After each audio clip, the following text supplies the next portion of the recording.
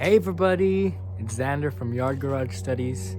Today, on my Mk5 Rabbit, we're gonna install a shifter on the thing. But there's a little challenge that we're gonna have to overcome. So it's a beautiful day out.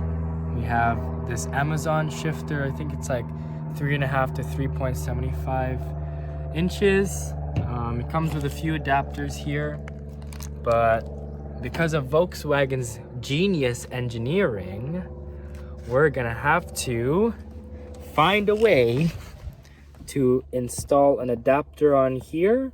But if you notice, there's no threads to screw in the adapter. So what shall we do?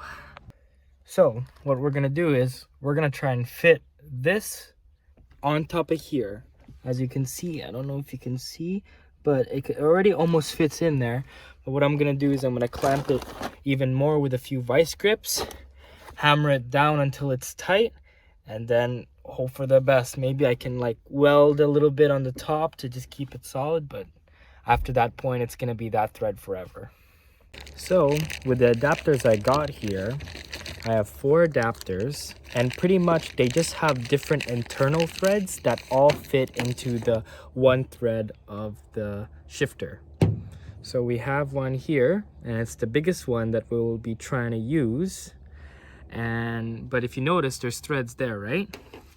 What most cars have is that they have threads right here, but how Volkswagen designed it, this just slides on top, clamps with a seal, and that's kind of how the shifter looks. I don't have it properly lined up right now, but mine right now, the reason why I wanted to change it is because it literally just wiggles around. The clamp gets worn and it gets torn, and it gets loose. So I find it a shitty design, because why couldn't they just put threads instead of having a clamp, you know? So guys, I got the threaded piece on.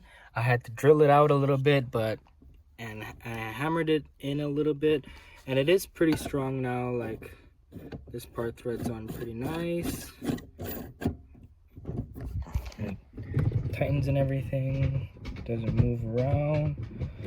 It is quite long, but honestly I like it. It's pretty cool. Yep, that's pretty much it. We are gonna modify this. I'll show that in a second. So yeah, so guys, what we did, removed my old shifter from the boot. I just cut it off with some scissors, and then I'm going to insert it in here and then zip tie it to seal the top.